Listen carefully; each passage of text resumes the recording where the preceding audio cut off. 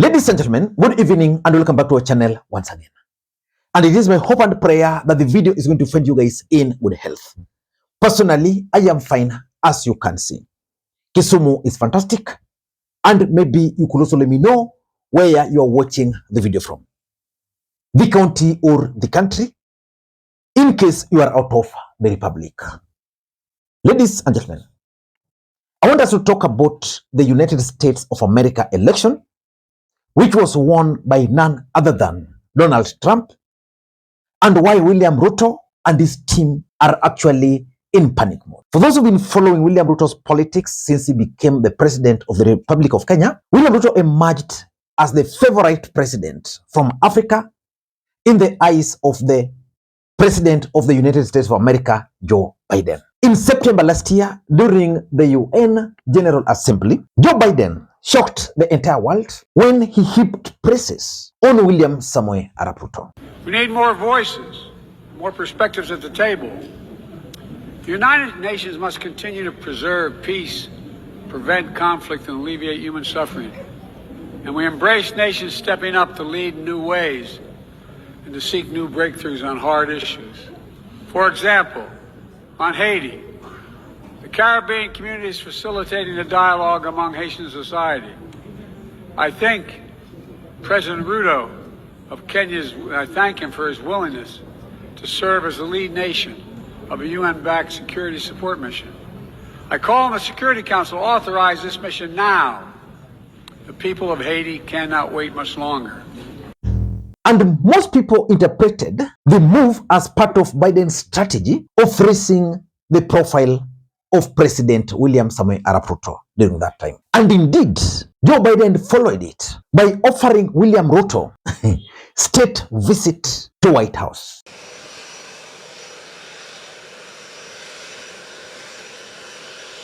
Ready, ready, open. Whoa. Ready, close. Ready, shut. Ready, base. Mr. President, thank you, sir. What is the Allies backing Palestinian statehood, Mr. President?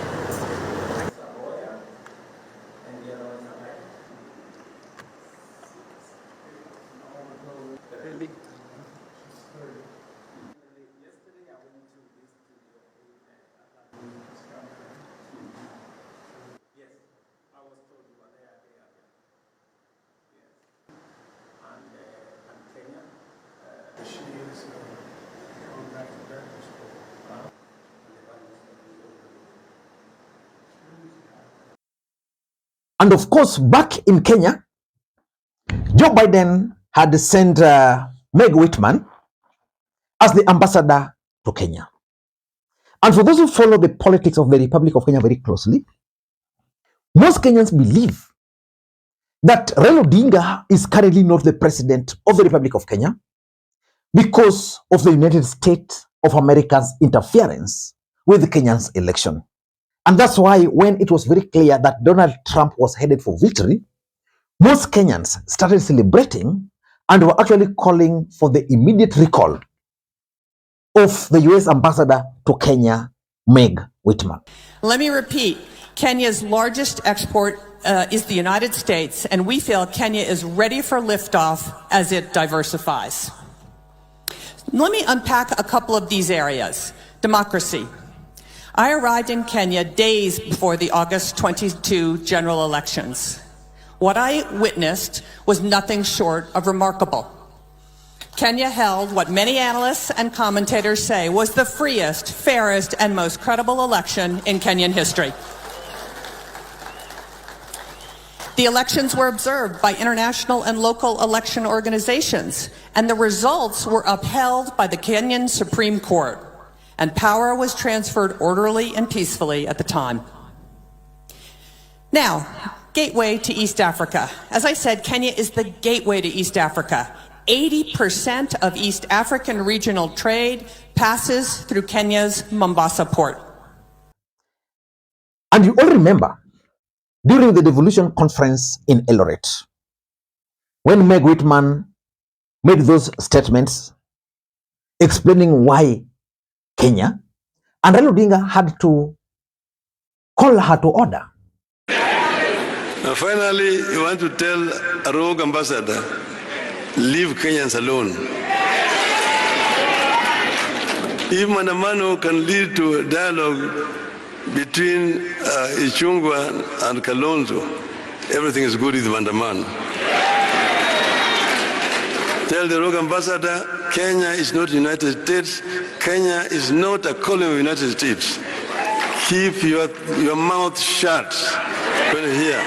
Otherwise, you will call for your recall back to your country. I thank you, ladies and gentlemen. So in this video, I want to explain to you guys why William Ruto's camp are actually worried about the victory by Donald Trump. But before you do that, for those who are watching this channel for the first time, please take a second or two, click that subscribe button so that next time we produce a video like this, YouTube will automatically notify you. And to the subscribers, I want to continue thanking you guys for your continued support. Because without that support, this channel cannot be where it is. Ladies and gentlemen, without any further ado, allow me to dive in. But again, before I dive in, allow me to also take this opportunity to thank the following people. You are seeing their names on the screen there for the coffee which they sent to me earlier today. It goes a long way in supporting this channel. You can also do the same using the numbers you are seeing on your screen. A cup of coffee only goes for 200 shillings, but you can do more. Ladies and gentlemen, there's one thing which most Kenyans will agree to, and some of them will never agree to. The role of the United States of America in determining who becomes the president of the Republic of Kenya. During the last election, Raila Odinga was clearly headed for victory. Clear. And the only thing which Raila Odinga had always lacked, the deep state, he had it. The stage, we are now making strategies for winning the election. We have won elections 3 times, but every time we win the election, we are robbed of that victory. That victory is known to the whole country, but we never go to State House. Why have we not gone to State House when we have actually won the elections through votes? This is because there is something which we were missing. And that's something which we were missing is called system. Some people are saying system is not important, but system is very important. And now we are with Uhuru Kenyatta, who is holding the system. So if the system plus our votes, which are always more than the others, what else? But just few days to the elections, those who are keenly following that election, the face of the United States of America started emerging. At the bombers of Kenya, something funny also happened during the tally. And of course, at some point, Meg Whitman entered into that hall. Those who follow the politics, you can agree with me or not, believe very strongly that the United States of America were the ones who picked or who secured the IBC chairperson then, Wafula Chebukati, and ensured the results were announced as they were announced. And of course, there's nothing you can do if the United States of America wants their interest to be served. So the election of Donald Trump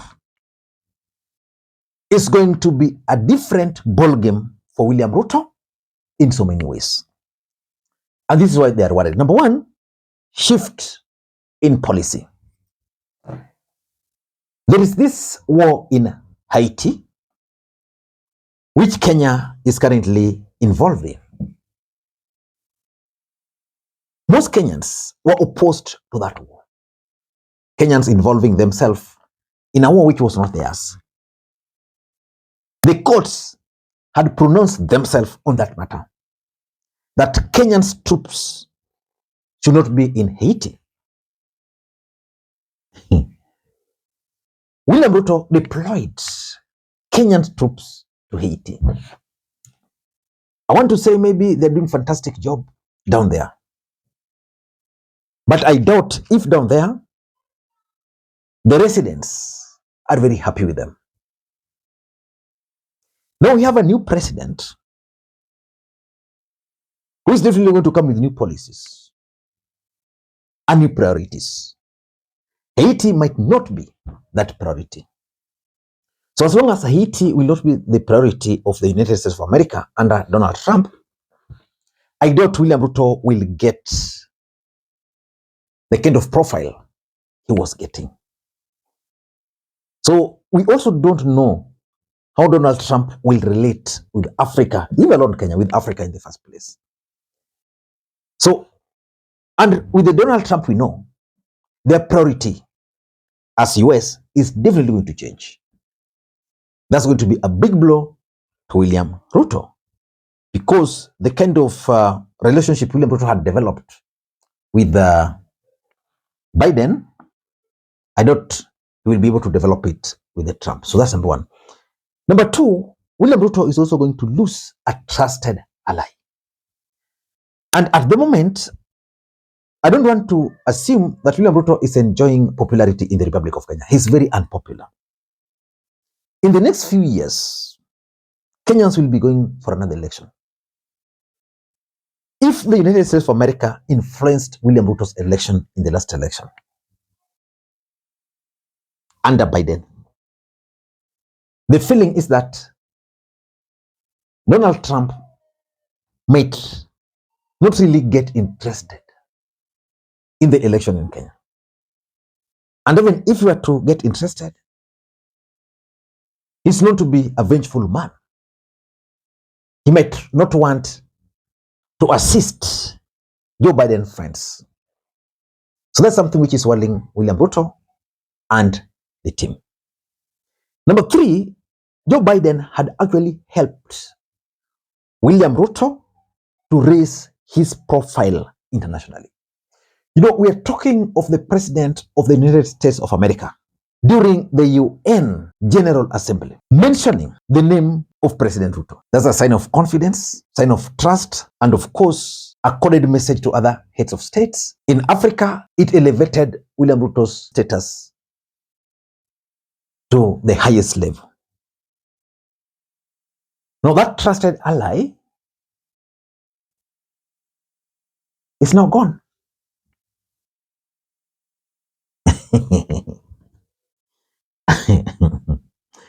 Which brings me to the third point, which is William Ruto's international profile. Maybe, we never know, maybe Donald Trump might start working with a different person and overlook William Ruto. If that were to happen, I don't know, but it's likely to happen. William Ruto will just remain an ordinary head of states without much international influence. And the main reason, which is my last point, why William Ruto's allies are worried, is about the 2027 presidential elections in Kenya and the role of the US. Will Donald Trump be keen on also aiding his other people, or will Donald Trump just support William Ruto? I doubt. If Joe Biden helped William Ruto through Meg Whitman, Whitman will be going in January when Donald Trump will officially take over. They might bring someone else who would want to do exact opposite of what Meg Whitman used to do. Ladies and gentlemen, I don't know what to think, but the fact is William Ruto and his team are currently facing anxiety over Donald Trump's presidency. Until next time, this is Lee Makwiny. Bye-bye.